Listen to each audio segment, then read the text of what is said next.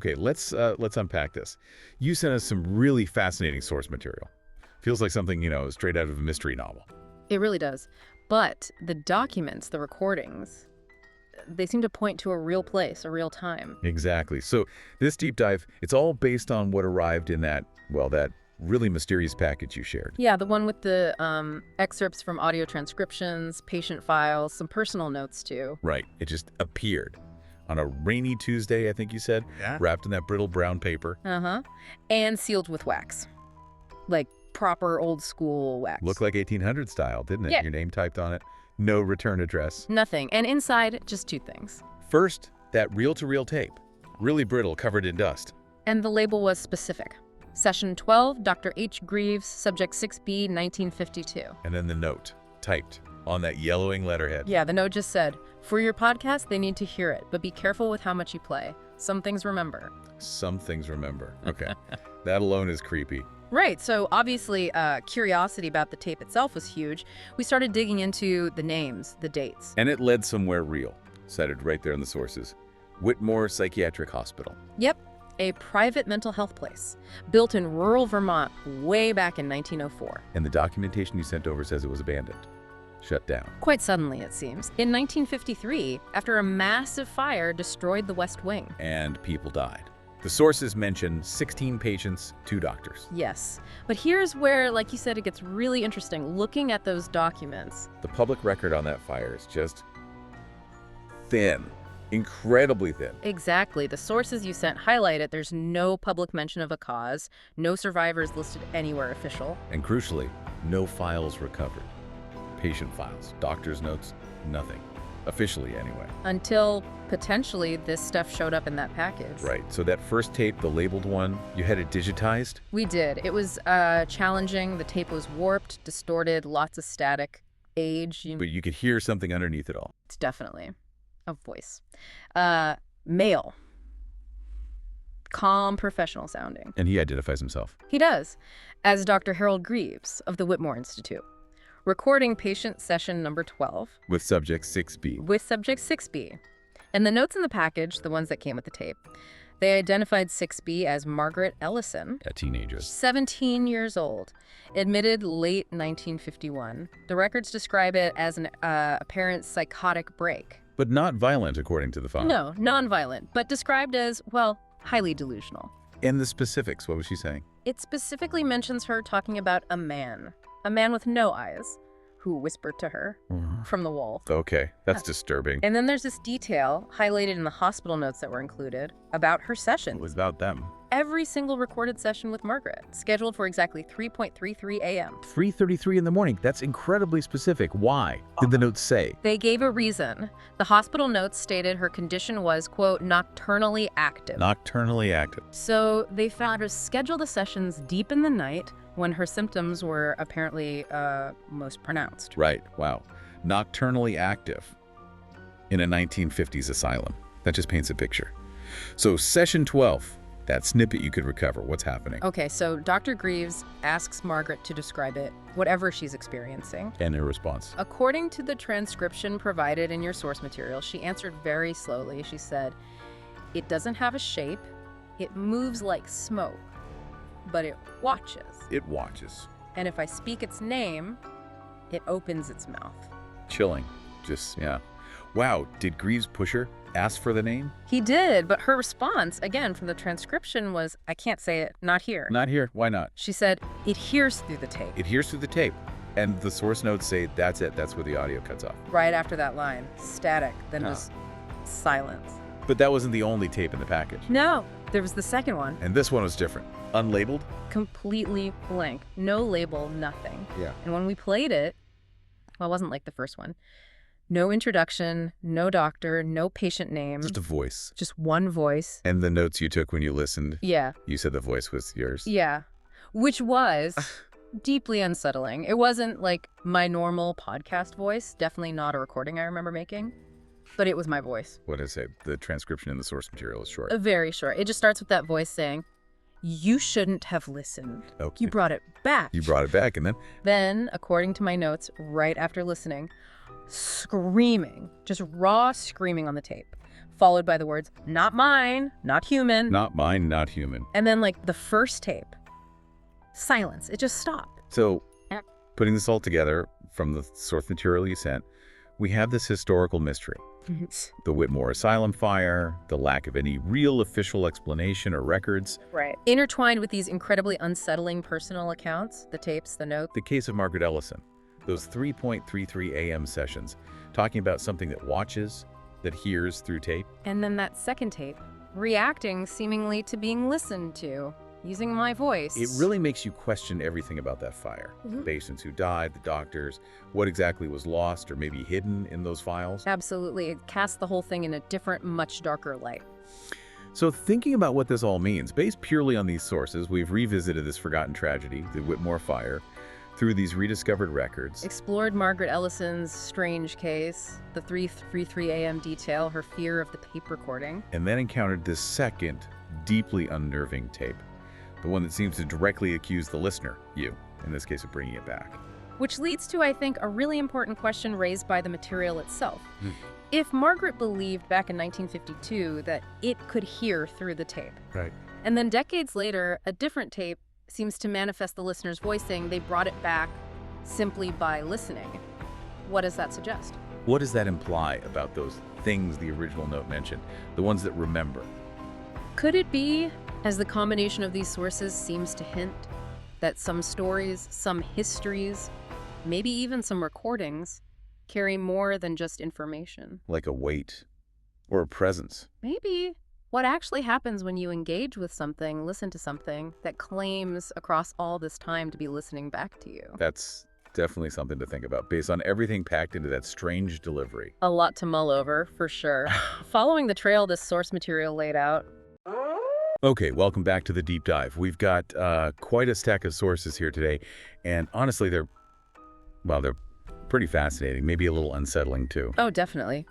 These documents you've shared, they seem to really revolve around old records, recordings, specifically from the Whitmore Asylum. Right, and it feels like we're jumping in midstream almost. The material references something like a part 1. Yeah. That already introduced some of this. That's exactly right.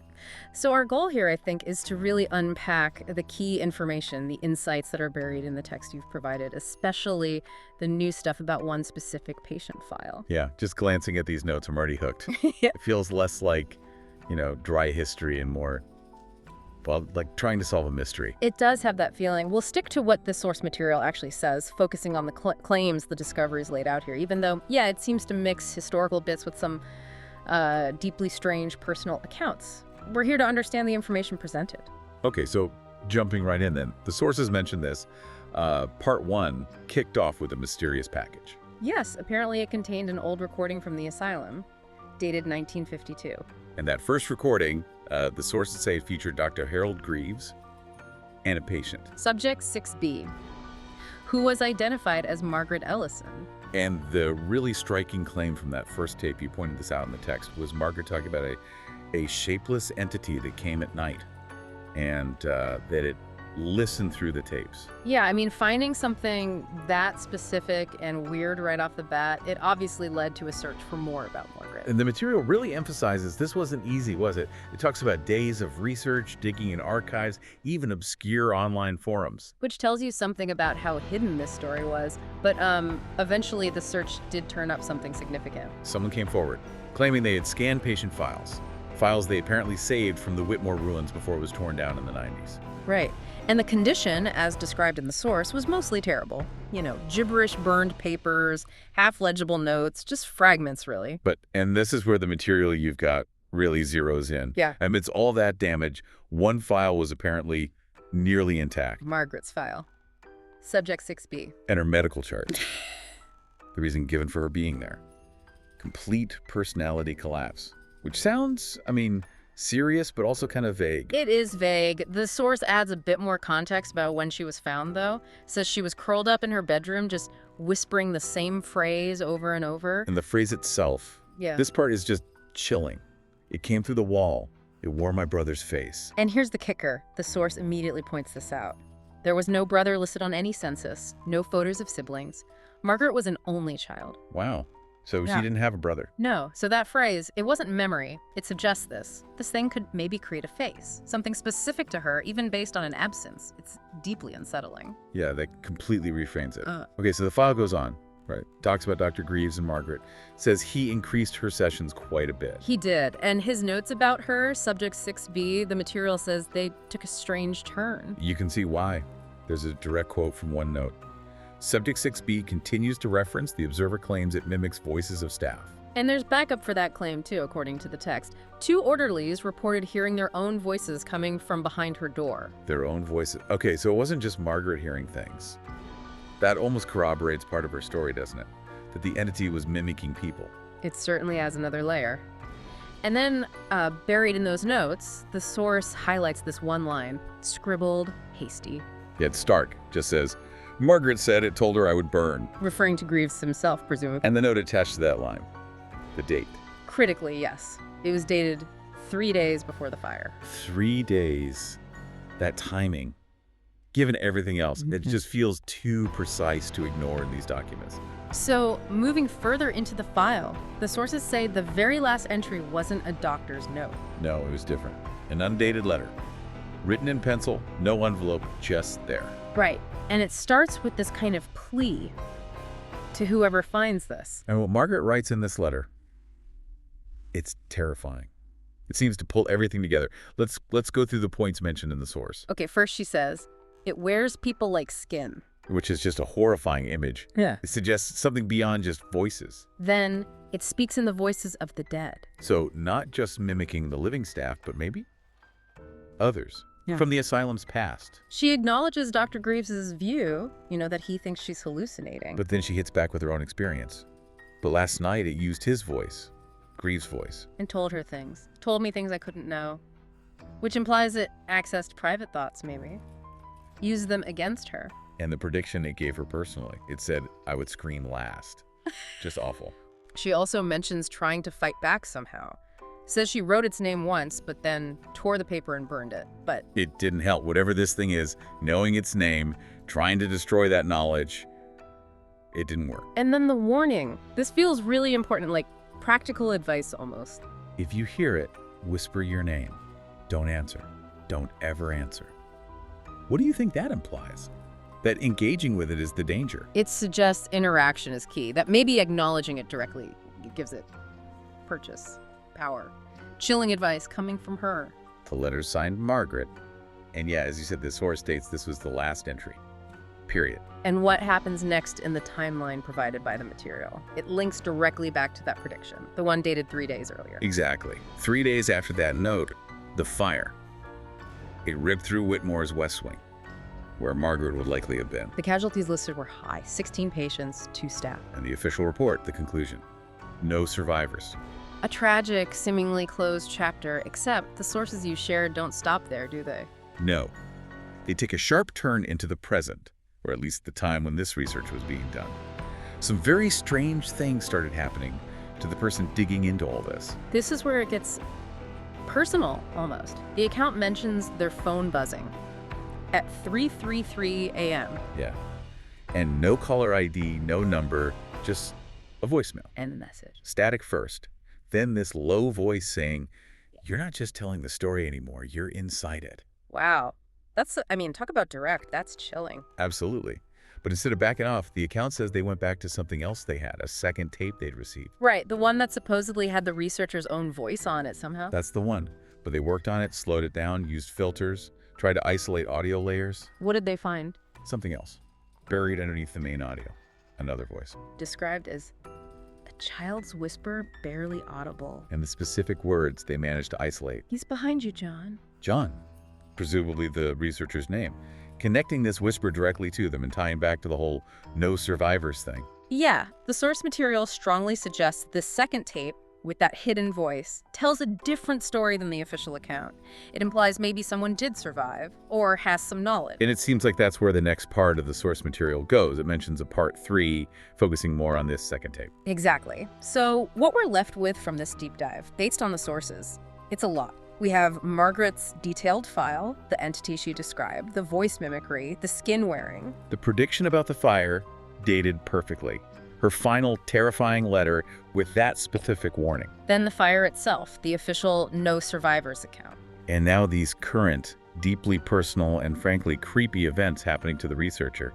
The voicemail, the hidden whisper on the tape. The material really weaves it all together, doesn't it? It suggests the entity Margaret described, the fire, the warnings, and these modern recordings. They're all somehow connected, like something wasn't quite finished at Whitmore. It definitely feels like these sources are painting a picture of something continuous, something that maybe didn't end with the fire. That whisper, "He's behind you, John," it directly challenges that neat no survivors ending. It raises so many questions about what really happened and what might still be lingering. So, thinking about all these pieces, what do you make of it? The timeline, Margaret's warnings, the voice on the phone, the child's whisper, it's a lot to process. It leaves you really pondering the nature of that place and what might have been left behind. Yeah, and it makes you really consider that final unsettling thought from the source material. What if some places don't burn clean? It's a heavy thought to end on. It is. Well, thank you for joining us for this pretty intense deep dive into these sources. Thank you. It was illuminating.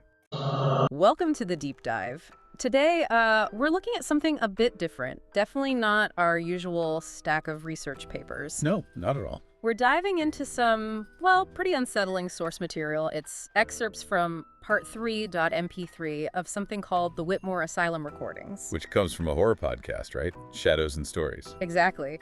And the source itself lays out this narrative. It's told by a narrator describing what's on a mysterious audio tape. The second one found, apparently, linked to this old asylum. It's definitely presented as a disturbing account, not just, facts. Right. And our mission here, just to be clear, is to unpack the key details from this source. The strange events, the things it doesn't explain. Yeah, we want to help you understand the core information, the questions the source itself raises. We're sticking strictly to what's presented in the audio. No adding stuff. Precisely. It's a narrative, yeah, but we're laser focused on the events and claims described within it. Okay, so let's get into this. Where do we start?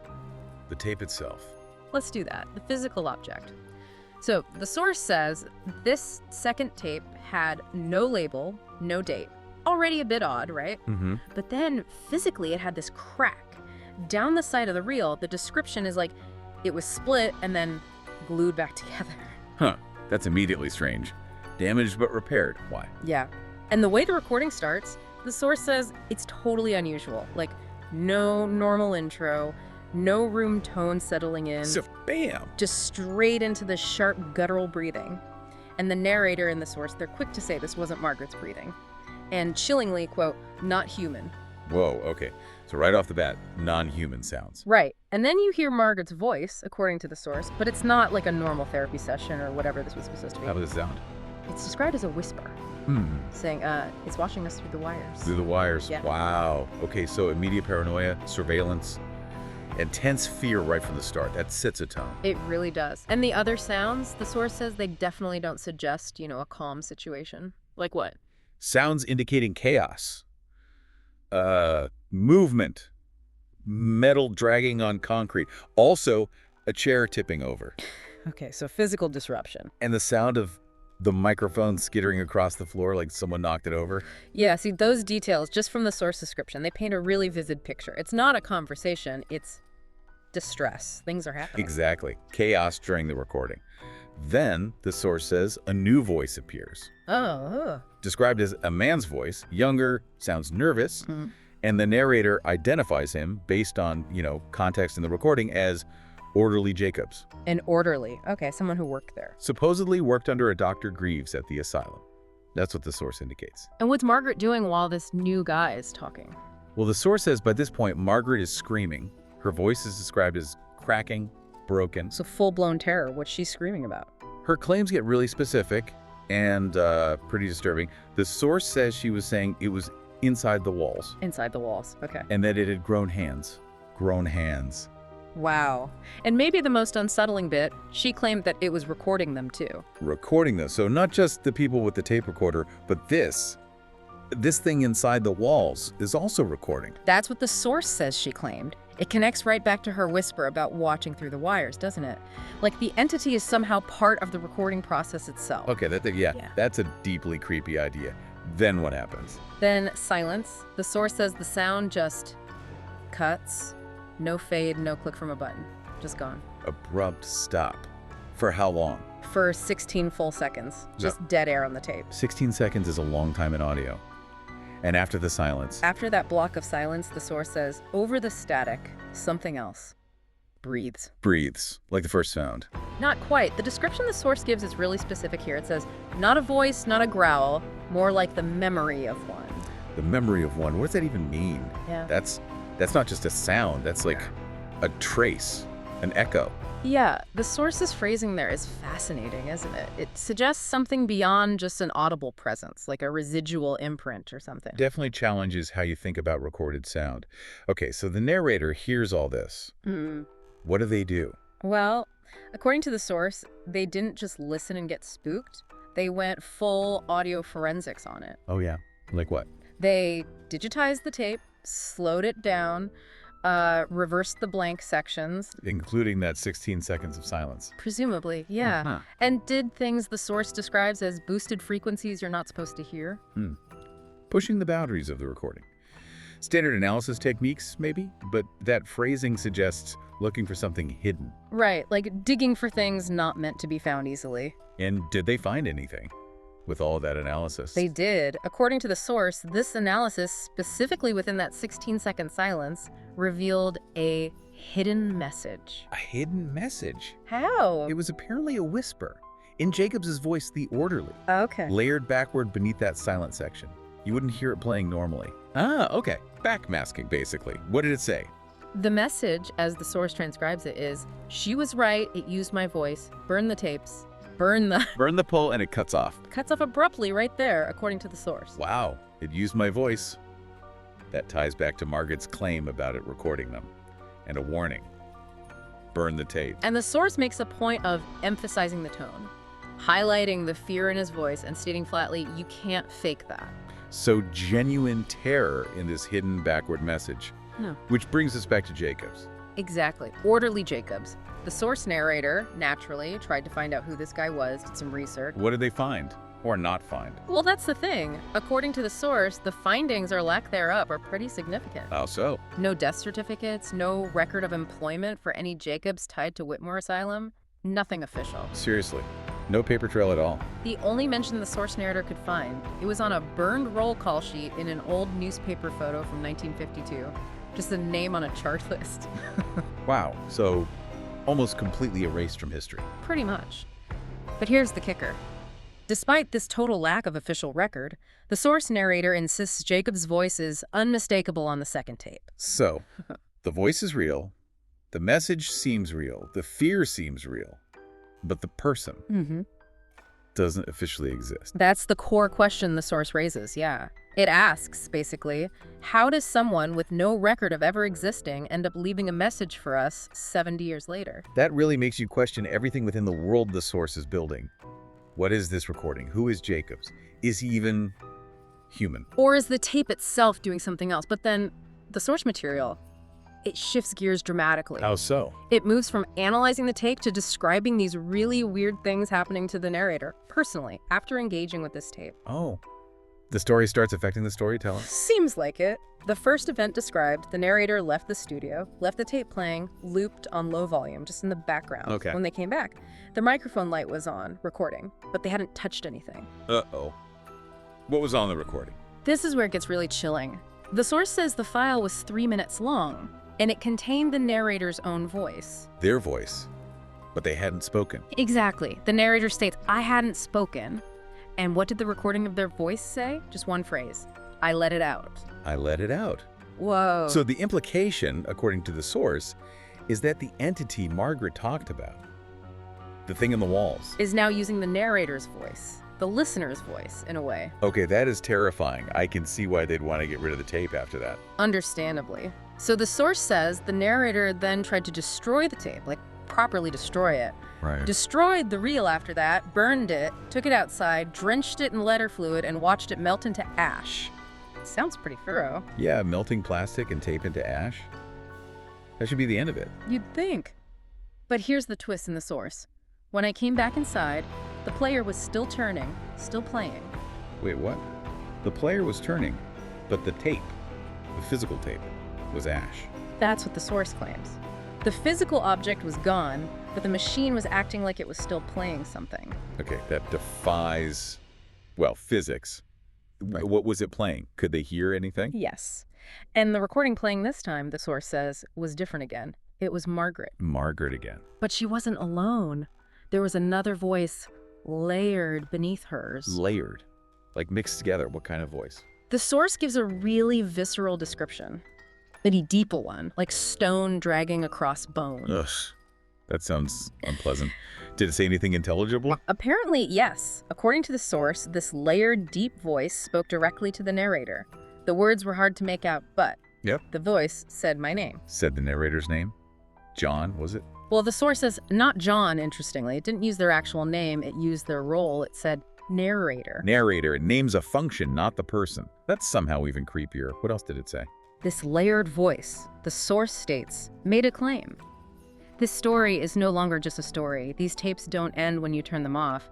They remember and they follow. They remember and they follow. Okay, so that's where the source really defines these tapes, not as passive objects, but as active, sentient almost, things that latch on. Exactly. It suggests they become extensions of whatever this entity is. It completely flips the idea of just listening to a recording. What does it mean for a recording to remember and follow?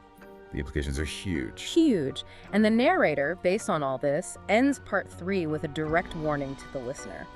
To you, listening now. What's the warning? If your radio turns on by itself tonight, if you hear a voice that sounds like mine but isn't quite right, don't answer. Don't answer, don't engage. Wow. Yeah. And the source also mentions that the next part, part 4, will dig into what really happened in the last days of Whitmore. Ah, connecting it back. And this feeling the narrator now has that they aren't the first to listen, tying their personal haunting experience back to the original asylum history, suggesting this isn't new. It implies a cycle, maybe. Others have found these recordings, listened, and... The source leaves that hanging, but the implication is there. So, wow, what a ride this source takes you on. Seriously. From a damaged tape with weird sounds, To a hidden backward message from a guy who maybe never existed. to the tape itself seemingly coming alive, haunting the listener, using their voice, defying being destroyed. Yeah. It's a narrative built on these core elements presented in the source. Yeah. Voices that shouldn't exist. This entity that can apparently record and mimic voices. And the tapes themselves acting as these impossible objects that remember and follow you. It completely turns our idea of passive media upside down. It really makes you think, based just on what the source presents. If a recording isn't just playing back the past, if it's something that remembers, that actively follows you, what does that change about how you interact with information like this? Especially information that's presented as, haunted or carrying some kind of residue. Does just listening become an invitation? That's a really important question, stemming directly from this source material. And it still goes back to that final warning, doesn't it? Don't answer. Right. Given everything the source describes, the entity using voices, the tape playing after being burned to ash, the direct address, maybe the danger isn't just the content, the scary story on the tape. What then? Maybe the real danger, according to this source's logic, is the act of engagement, giving it your attention. Or, like the source explicitly warns, responding if it seems to reach out into your space. That's definitely something to ponder. Okay, let's unpack this.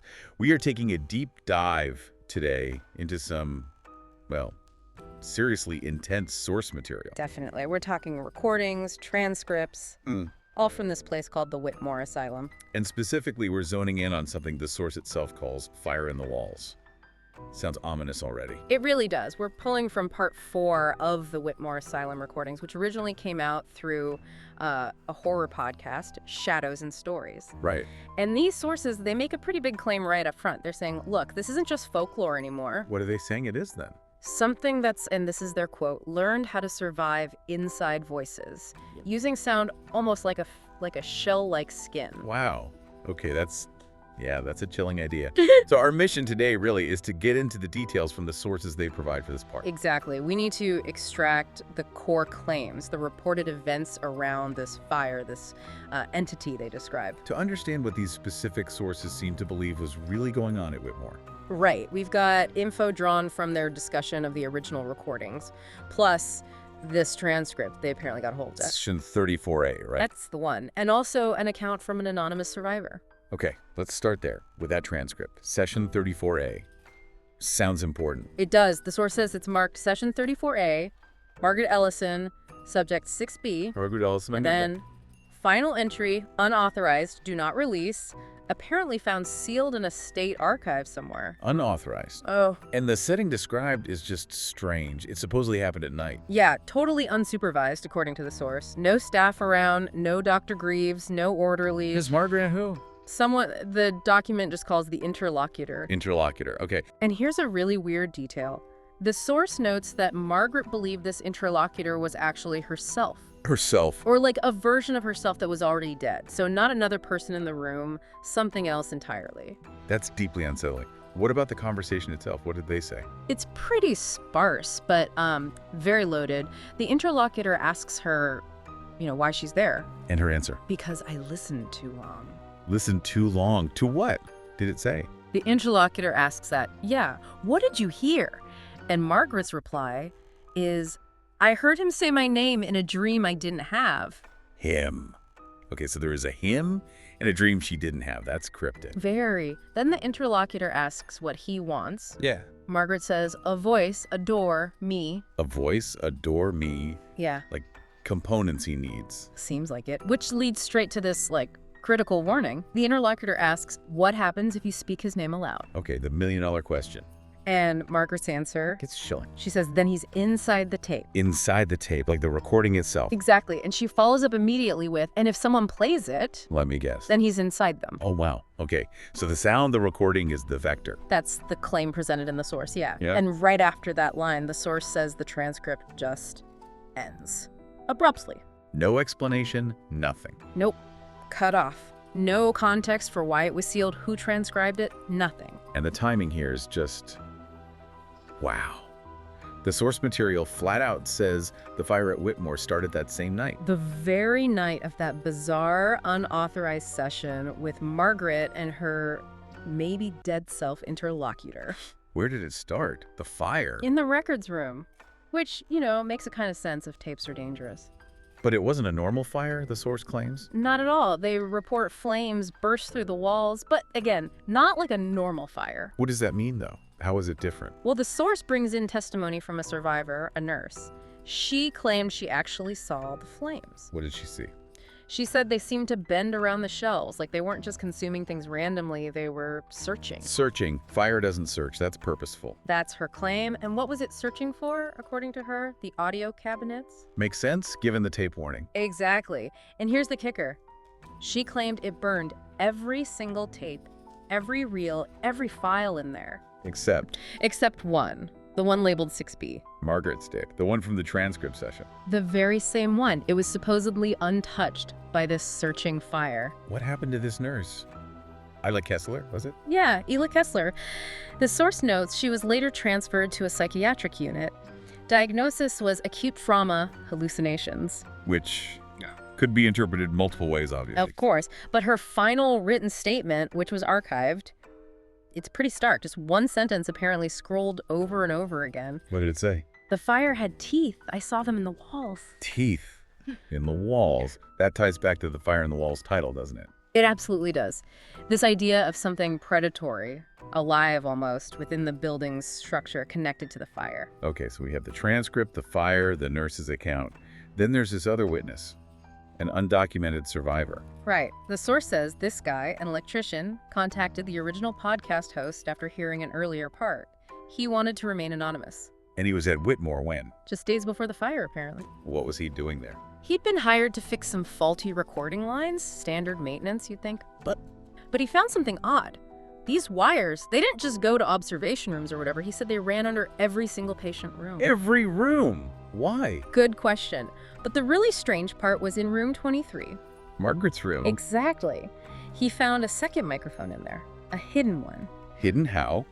And wired where? It was wired directly into the walls, not leading to the main office like the official lines. Where did it go then? Down to the basement. Okay. Was that unusual? Very, according to the source, because that specific part of the asylum basement had supposedly been sealed off since 1949. 1949. Wait, Margaret wasn't even there then, was she? No. The source mentions elsewhere she arrived in 1952, so this hidden mic wired into the walls leading to a sealed-off basement. Yeah. It was there before her. So it wasn't for her necessarily, it predates her. Mm-hmm. What did the electrician make of it? Well, this is where his story gets really disturbing. He reported hearing things on those wires. Whispers, he called them. Whispers, like interference, or actual voices. He claimed they weren't just static or replay. He said they were reacting, like they were mimicking what I was saying. Mimicking him, like a parrot. Sort of, but then it went further. He said he then heard it say something that he knew he never said. Something original.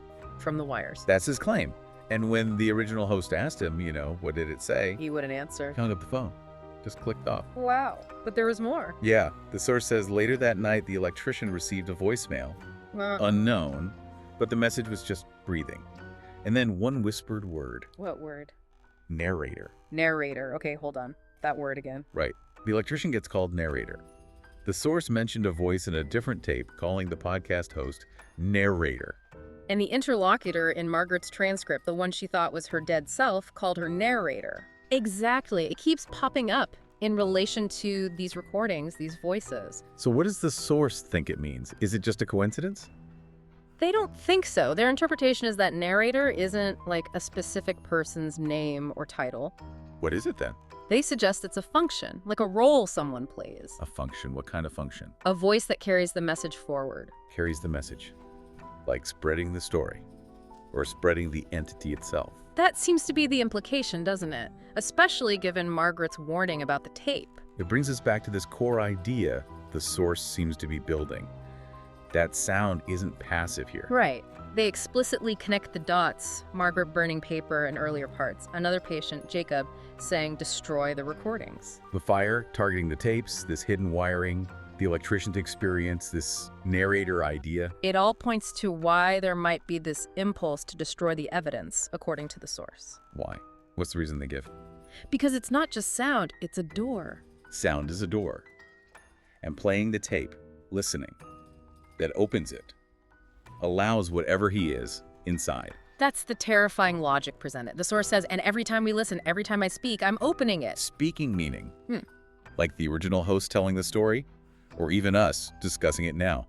The source seems to imply a broad danger. It ends with this really stark warning aimed right at the listener, at you. What's the final warning? They say, basically, if your speakers start humming while you listen, turn them off. Why? Because part 5 isn't a story anymore, it's an invitation, and some voices should never be heard. An invitation. Wow, okay, so let's just take a breath and recap what the sources are laying out here. Yeah, it's a lot, but the picture they paint is, well, it's coherent in its own nightmarish way. You've got this claim of an entity tied to sound, tied to voices, maybe living in the sound or the walls. Check. Linked to this weird old wiring system going back decades before Margaret. Then a fire that acts with intention. Destroys almost all audio records, but spares the one tape linked to a session where this entity is discussed. Right, the session where the danger of the tapes is explicitly stated.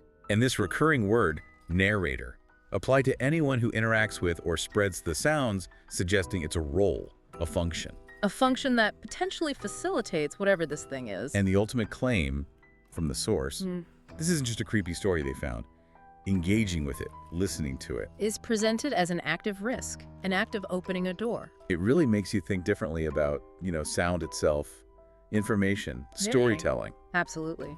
What does it mean to carry a message forward, especially if the message itself might be dangerous? And that final thought the source leaves us with, if narrator is just a function, a voice that carries the message, and listening opens that door. What does that say about the power of information?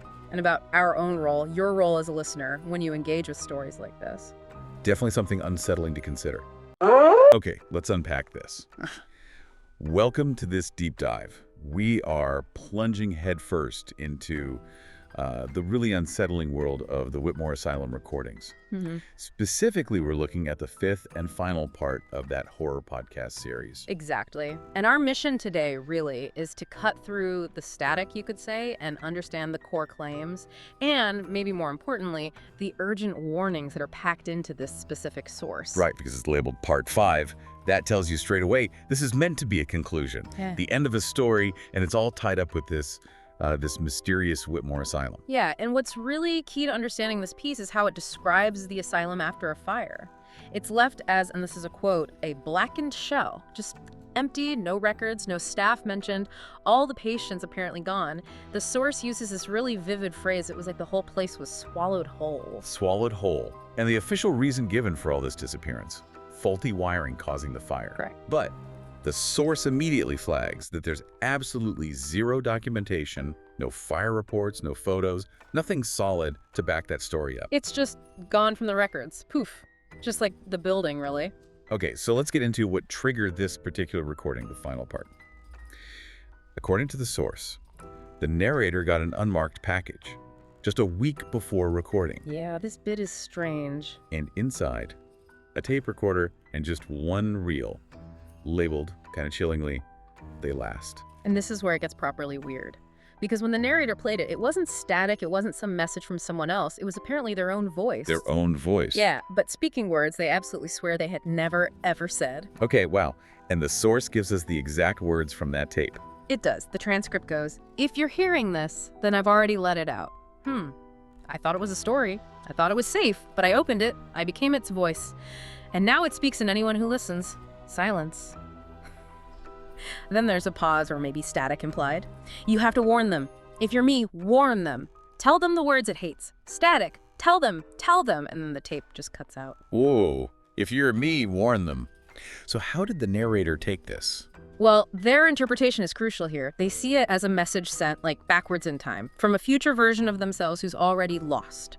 Already, quote, succumbs. Succumb to whatever it is. Exactly. They call it a final plea and then state very clearly, what comes next is not entertainment. It really lands heavily, doesn't it? Sets a completely different tone. Absolutely. Very serious, very foreboding. So a message from your future self, warning you about this thing you've unleashed. That's terrifying. Did they just stop? What did they do? No, they didn't stop. According to the source, they went the other way. They started digging into the asylum's past, like properly digging into old blueprints. And they found something. Yeah, something hidden, a sub-basement level, not on any official maps, completely unlisted. A hidden level. And there was more in the documents. There was. Tucked away, this really odd detail on a 1951 inspection slip.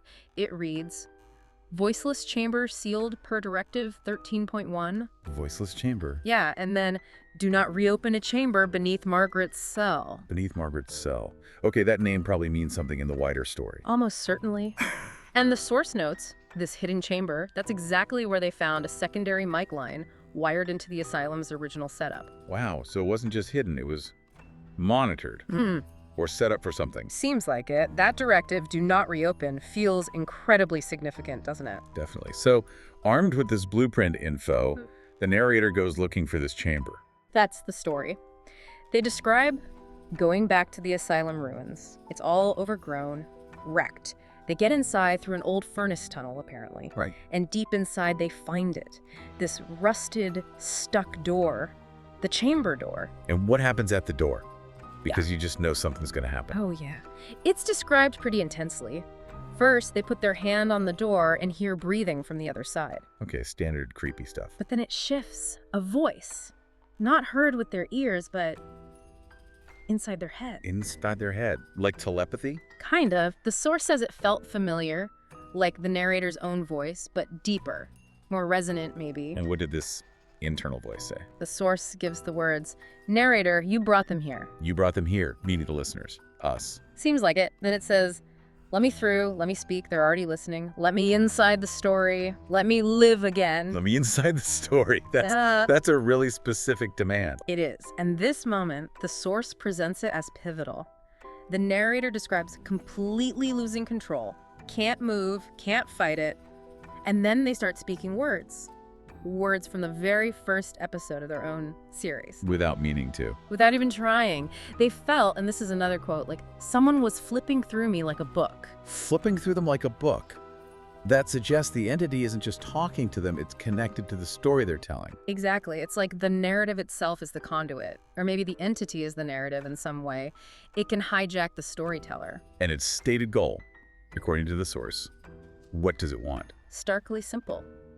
One more chapter, one more listener. That's all I need. It needs this story to keep going, to spread through listening. Precisely. And it doesn't just stop there. It follows the narrator from the asylum. Not like footsteps behind them, but in echoes. speaking from inside their skull, Constantly. constantly pressuring them, saying things like, don't end the episode, keep the story going, let them hear the next tape. Ah, the tape.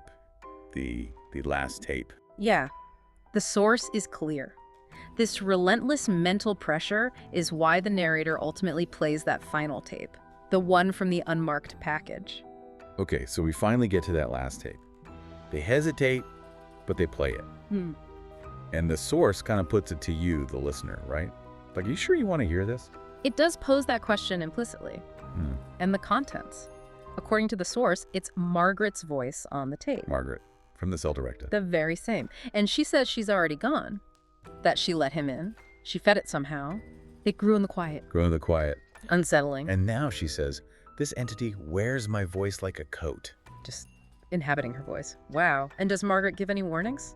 Critical ones. The source highlights these specifically. Don't speak his name, don't record it, don't make it part of a story. Don't make it part of a story. That links back to the entity wanting inside the story. Exactly, because that leads right into Margaret's definition of what this thing is. She says, point blank, he's not a ghost. Not a ghost. Then what? He's a script. A script. Like code. Right. Or a narrative. Like a narrative, yeah. And as long as people are willing to listen, she says, he'll always come back. So its existence, its power, it's tied directly to being pulled, to being heard. That's the core concept the source presents. It lives in the telling and survives through the listening. The audience keeps it alive. Which is a deeply disturbing idea for anyone listening to a story about it. Precisely. The source ends with the narrator reflecting on this, questioning if the story should ever have been told, but acknowledging, well, it was told. And now you, the listener, you've heard it. The circle continues. Okay, so that brings it right back around to, well, to you listening right now. Because according to the source material, those warnings, they weren't just for the narrator in that story. No, the implication is clear. They extend to anyone who engages with the story, anyone who listens. And the source even lists those potential signs again at the end, doesn't it? The things to watch out for. It does. The narrator asks you directly, did your speakers hiss tonight? Do you hear breathing behind your door? Or maybe the creepiest one. Does your own voice whisper things you didn't say? Yeah, it really doubles down on that central idea that this entity isn't a physical thing you fight, it's a script, a piece of information that propagates through listening. Which is fascinating and, frankly, pretty terrifying. It makes the act of listening feel active, dangerous even. So, thinking about everything we've just pulled from this source, here's something for you to maybe chew on. If this source is right, and the simple act of listening gives this script entity life or power, what does that suggest about the power all stories hold? Right, and what responsibility comes with that? For the person telling this story, sure, but also for you, the person hearing it. Does just knowing this, being aware of the idea that listening might feed something like this, does that change anything for you? Does awareness offer any protection? Or does it just make you another part of the script? Something to think about.